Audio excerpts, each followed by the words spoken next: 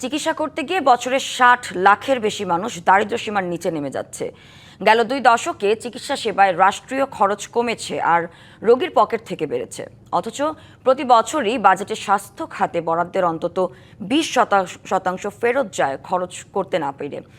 গবেষকরা বলছেন, রোগের ধরন বদলেছে, অসংক্রামক রোগের প্রাদুর্ভাব বেশি এখন, যার চিকিৎসা ব্যয়বহুল, কিন্তু সেখানে রাষ্ট্রীয় ব্যয় কম হচ্ছে, তাই রোগীর পকেট থেকেই খরচের বোঝা বাড়ছে। রাজশাহী থেকে ক্যান্সারে আক্রান্ত জহিরুদ্দিন এসেছেন রাজধানীর জাতীয় ক্যান্সার গবেষণা ইনস্টিটিউট ও হাসপাতালে। তার স্বজনরা বলছেন, ক্যান্সারের চিকিৎসা ব্যয় এমনিতেই বেশি, তার উপর রাজশাহীতে যথাযথ সেবা না থাকায় ঢাকায় আসতে খরচ ও কষ্ট দুটোই বেড়েছে। রাজশাহীতে থাকলে তো আমাদের জন্য ভালো হতো, তাহলে তো আমরা এত কষ্ট করে অসুস্থ রোগীকে নিয়ে আসতে খুবই তো কষ্টকর। এর কারণে তার বেশি অসুস্থ হয়ে যাচ্ছে। তা আমাদের তার জন্য দরকার যে প্রতিটা জেলাতে একটি করে এরকম হাসপাতাল দরকার। একই অবস্থা পটুয়াখালীর কুয়াকাটার আসিয়া খাতুনের। ভর্তি করতে না পেরে বিপাকে তার স্বজনরা। পর্যাপ্ত সরকারি স্বাস্থ্যসেবার অভাবে প্রতিদিন ভোগান্তিতে সাধারণ মানুষ। ক্যান্সার রোগী কুয়াকাটা থেকে আমরা দূরে একই জায়গায় আসছি, এখন ভর্তি নিতে আসে না। এখন হারা রিপোর্ট করাবে, তারপর রিপোর্ট বাইরে দিবে, তারপর ভর্তি দেবে। তাই এই রোগী নিয়ে আমরা কোথায় যাবো? উনি বসে রয়েছে, আমি খালি জিজ্ঞেস করতেছি যে স্যার এটা কি করানো যাবে না, ওনার যে রুট ব্যবহার মানে বলার বাইরে। সরকারি তথ্য অনুযায়ী স্বাস্থ্য খাতে গত ২ দশকে রাষ্ট্রীয় ব্যয় কমেছে, বেড়েছে রোগীর পকেট থেকে খরচ।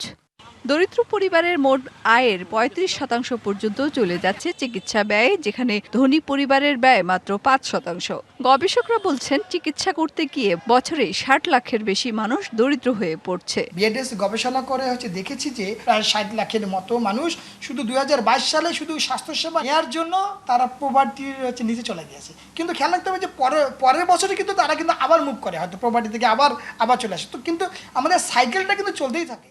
নগদ নিয়ে এলো হার না মানা হার অফার। সর্বনিম্ন ১০,০০০ টাকা রেমিটেন্স নগদে পাঠালে থাকছে স্বর্ণের হার জেতার সুযোগ। গবেষকরা বলছেন, সংক্রামক রোগের নিয়ন্ত্রণে বাংলাদেশের সাফল্য এলেও ক্যান্সার, ডায়াবেটিস, হার্ট অ্যাটাকের মতো অসংক্রামক রোগের প্রাদুর্ভাব বাড়ছে, যার চিকিৎসা ব্যয় অনেক বেশি, কিন্তু সেখানে রাষ্ট্রীয় ব্যয় কম, ফলে সাধারণ মানুষের খরচ বাড়ছে। সরকার যে ব্যয়টা বাড়াতে চাচ্ছে, আমার মনে হয় যে ব্যয়টা টার্গেট করে বাড়াতে হবে। যেমন ক্রনিক কিডনি ডায়ালিসিসের দিকে বাড়াতে হবে। ক্যান্সার প্রচুর মানুষ নিঃস্ব হচ্ছে, ক্যান্সার মানে টার্গেট করে আমাদের কিন্তু স্পেন্ড করতে হবে। বিশ্লেষকরা মনে করেন, বাংলাদেশের চিকিৎসা কাঠামো বিশ্বের মধ্যে অনন্য, অথচ বাজেটে স্বাস্থ্য খাতে বরাদ্দ প্রতি বছরই ফেরত যাচ্ছে খরচ করতে না পেরে। অন্যদিকে মানুষ স্বাস্থ্য সেবা থেকে বঞ্চিত হচ্ছে। স্বাস্থ্য খাতে বরাদ্দ অর্থ ফেরত যাওয়া ঠেকাতে ব্যয়ের একটি কাঠামো থাকা দরকার, বলছেন স্বাস্থ্য অর্থনীতির গবেষকরা। ফ্যামিলি কার্ডের সাথে যদি হেলথ বেনিফিট যুক্ত করে দেওয়া, বছরে পরীক্ষামূলকভাবে আমরা ৫০,০০০ টাকা যুক্ত করে দিতে পারি, এবং এই কার্ডটা নিয়ে সে যদি সরকারি হসপিটালে যায়, মূল্য নির্ধারণ করে দিবে।